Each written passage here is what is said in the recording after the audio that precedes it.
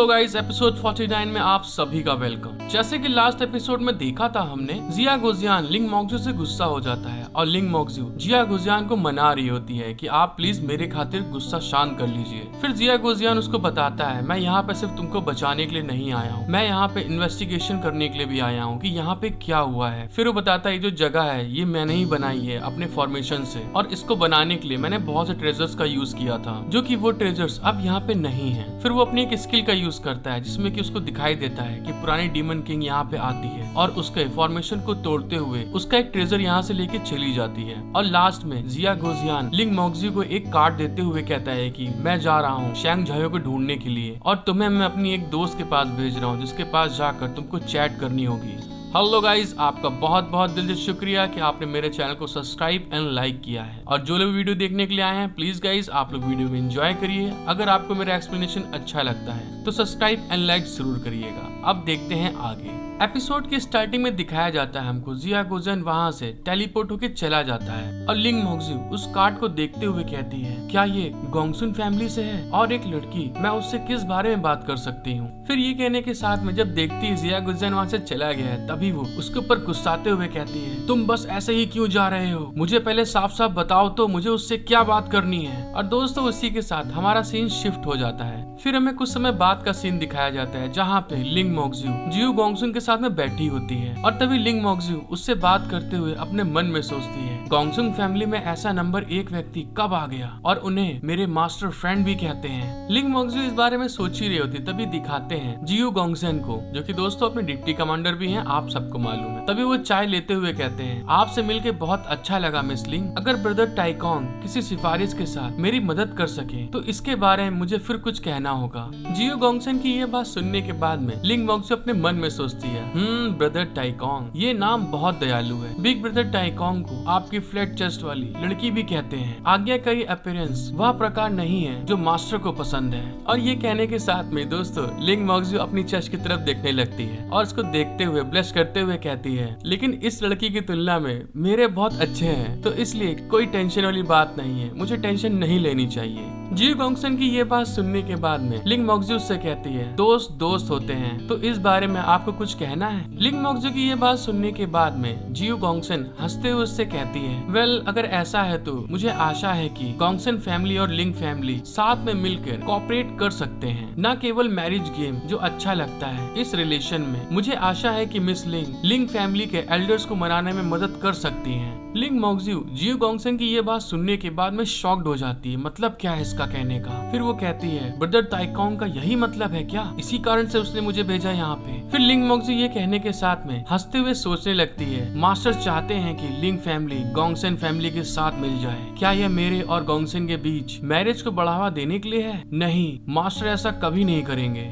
फिर लिंग मोक्जू ये सोचने के बाद में जियो गोंगसन से हंसते हुए कहती है, आपने जो कहा मुझे एक बार आपके शब्दों पर विश्वास नहीं हुआ। फिर ये कहने के साथ में लिंग मोक्जू कप में चाय पीते हुए कहती है, गुइजियान के बारे में जो मैं जानती हूँ उससे कोई फर्क नहीं पड़ता कि उसका उद्देश्य क्या है, वह मैरिज जैसे पावरलेस रिलेशनशिप को यूज नहीं करेगा। लिंग मोक्जू की ये बात सुनने के बाद में जियो गोंगसन उससे इनकार करते हुए कहती है, अरे नहीं ऐसा नहीं है मिस लिंग, मुझे लगता है कि आपको कुछ गलतफहमी हो गई है। ज्यादातर शादियाँ यह सुनिश्चित करेंगी कि दोनों फैमिली एक दूसरे के खिलाफ ना हो, हम जो चाहते हैं वह एक दूसरे का असली दुश्मन है। फिर ये कहने के साथ में जियो गोंगसन हंसते हुए उससे कहती है, अब ह्यूमन साइड में फ्यूहर का अधिकार है, इस बार मेरा भाई लगभग मर गया था, अब मुझे लगता है अगला कौन होगा, इसलिए अगर हम चाहते हैं कि हमारी फैमिली जीवित रहे और ठीक भी हो जाए तो हमें एकजुट होना पड़ेगा। और फिर डिप्टी कमांडर ये बात बोलने के साथ में अपने मन में सोचती है, फ्यूहर का जो सीक्रेट है अभी मैं इसके सामने नहीं बता सकती। जियो गोंगसन की ये बात सुनने के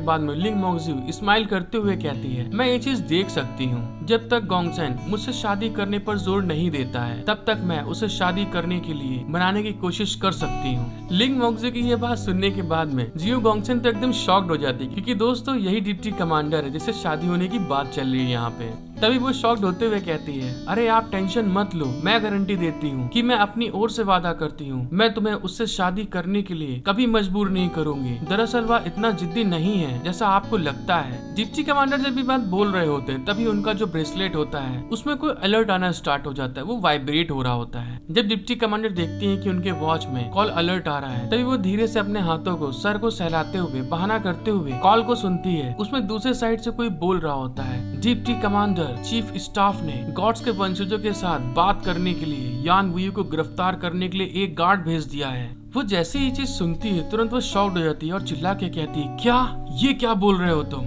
और तभी हमें दिखाते हैं एकदम से जियो गोंगसेन बोले तो अपनी डिप्टी कमांडर वहाँ पे खड़ी हो जाती है और तभी शॉक्ड होते हुए कहती है, फ्यूर पहले से ही आगे बढ़ रहे हैं, मैंने ये नहीं सोचा था कि उनका पहला लक्ष्य यान वुयू होगी। गार्ड यान वुयू की ओर जा रहे हैं। ब्रदर ताइकोंग कहाँ है? अगर वो यहाँ है तो वह उन्हें कुछ देर के लिए रोक सकता है। डिप्टी कमांडर की ये बात सुनने के बाद में दोस्तों में दिखाया जाता है लिंग मोक्जू एकदम शॉक्ड हो जाती है और शॉक्ड होते हुए कहती है, नहीं, जिया गोजियान यहाँ नहीं है, वो बाहर चला गया है कुछ समय के लिए। और उसके ये बात बोलने के साथ में सीन शिफ्ट हो जाता है और दोस्तों में दिखाते हैं यिनज़ारू का पैलेस। यिनज़ारू और यान वुयू दोनों वहाँ से निकल रहे होते हैं। तभी यिनज़ारू कहती है, या कैसा रहा? इस बार पोषण आपकी मदद करेगी, मैंने सही कहा ना? जब ये बात बोल रही होती है तभी दिखाते हैं यान वुयू के पास कॉल आती है। जब यिनज़ारू ये बात बोल रही होती है तभी दिखाते हैं यान वुयू को। वो इस पोषण को देखते हुए कहती है, बदबूदार लोमड़ी, तुम केवल मजाकिया हो सकती हो, आखिरकार तुम अब बड़ी हो गई हो और इस बार ये सच में बहुत ज्यादा यूजफुल है। जिया गोजियान ने आपकी बहुत मदद करी है।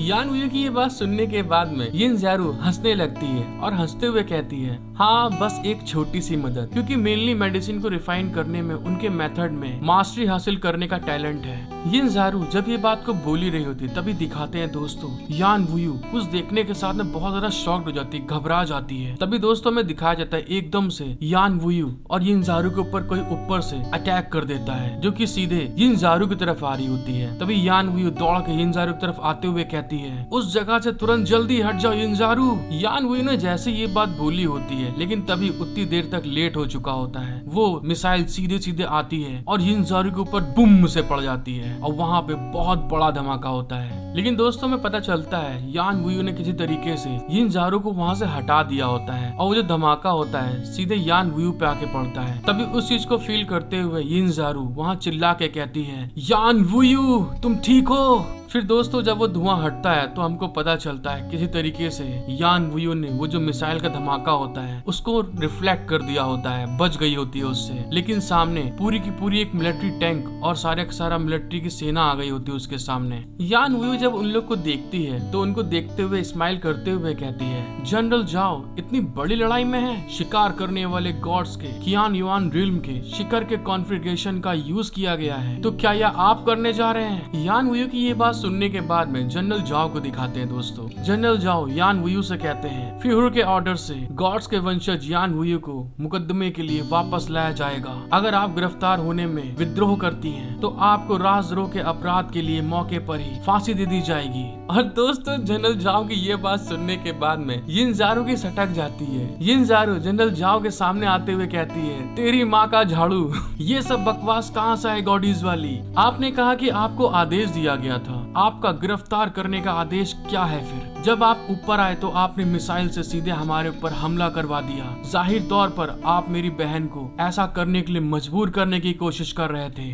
जब यिनज़ारू ने जनरल यान को कहा था कि तेरी माँ का झाड़ू, तो जनरल जाओ की एकदम सटक जाती है। तभी वो गुस्से में कहते हैं, या सिर्फ अभी का हमला नहीं था बल्कि फ्यूचर के लिए पहले से सोचा हुआ हमला था। जहाँ तक कि ये बात है कि गॉड्स कहाँ हैं, अगर आप उनको एक्सप्लोर करेंगे तो आपको पता चल जाएगा। और ये कहने के साथ में जो उनके साथ में सोल्जर होता है वो अपनी मिसाइल लॉन्चर को फिर से दोस्तों एक्टिवेट करने लगता है। हमें दिखाते हैं अगले सीन में तुरंत वो जो सोल्जर होता है वो यान वुयू पे और यिनज़ारू पे दोनों पे फायर कर देता है बीम से। यिनज़ारू उस हमले को देखकर वहाँ पे चिल्लाने लगती है और साथ ही अपने मन में सोचती है, इस मिलिट्री स्कैनिंग इक्विपमेंट से कियान युआन रिल्म के गॉड्स के वंशजों को भी छुपाया नहीं जा सकता। यह मेरी फॉक्स की टेल्स को पकड़ने का एक साफ प्रयास है। और ये कहने के साथ में दोस्तों स्कैनिंग बीम होती है वो सीधे यान वुयू को ऊपर आके गिरती होती है उसके चारों तरफ और तभी वो चिल्लाते हुए अपने मन में सोचती है, अगर मैं इस बीम के इफेक्ट में गॉड्स की वंशज पाई गई तो क्या मैं जीवित रहूंगी? जिया गोजियान मुझे बचा लो आके प्लीज। और दोस्तों में दिखाते हैं जैसे जिया गोजियान का वो नाम लेती है, तुरंत जो जिया गोजियान ने उसको 2 एपिसोड पहले नेकलेस दिया था पहनने के लिए और उससे कहा था कि ये आपकी गॉड्स के वंशजों की जो पावर है उसको हाइड रखेगा, वो एकदम से चमकना स्टार्ट कर देता है। वो नेकलेस जैसे ही चमकता है दोस्तों में दिखाया जाता है यिनज़ारू को। यिनज़ारू के चारों तरफ एक एनर्जी का प्रोटेक्टर बैरियर बन जाता है। उस प्रोटेक्टर बैरियर को देखते हुए यिनज़ारू अपने मन में सोचती है, जिया गोजियान ने मुझे पहले ही ये हार दे दिया था, अब इस नेकलेस के थ्रू मुझे अब जो स्कैनिंग बीम है इसको रोकने में मदद मिलेगी। और दोस्तों ये जो एनर्जी बैरियर होता है वो ह्यूमंस को नहीं दिखता है। तभी वो जो सोल्जर होता है यिनज़ारू को देखने के साथ कहता है, जनरल ये एक इंसान है, ये गॉड्स की वंशज नहीं है। उसको देखने के साथ में जनरल जाओ थोड़ा सोच रहे होते हैं कि ऐसा कैसे हो गया। जब यिनज़ारू थोड़ा संभलती है तभी वो जनरल जाओ के ऊपर चिल्लाते हुए कहती है, ये किस तरह की रे है, आप मेरे साथ क्या कर रहे हो? मैं यून फैमिली की एक मेंबर हूँ, मेरे मदर एंड फादर इस देश के लिए मर गए और आप इसे मुझ पर थोप रहे हैं। मैं आप पर मुकदमा करने जा रही हूँ अब कि आपकी हिम्मत कैसे हुई ऐसा करने की। यिनज़ारू की ये बात सुनने के बाद में जनरल जाओ एक वारंट को निकालते हुए कहते हैं और उसमें से देखते हुए कहते हैं, ऐसा हो सकता है कि हमने मिस यिन के मामले को कुछ गलत समझा हो, तो इसलिए प्लीज मुझ पर मुकदमा मत करिए, लेकिन जनरल यान को हमारे साथ आना होगा, यह एक अरेस्ट वारंट है। वो फिर बताते हैं क्या जनरल यान अरेस्ट होने में विरोध करना चाहती हैं और क्या उन्हें हमारे न्यायालय के न्याय पे भरोसा है। हेलो गाइस, आई होप कि आपको एपिसोड देखने में मजा आया होगा। अगर आपको वीडियो देखने में मजा आए दोस्तों तो प्लीज गाइस मेरा सपोर्ट करें, लाइक सब्सक्राइब शेयर कमेंट करके बताएं मुझे कि आपको एपिसोड देखने में कैसा लगा। Thank you for watching my video, love you all.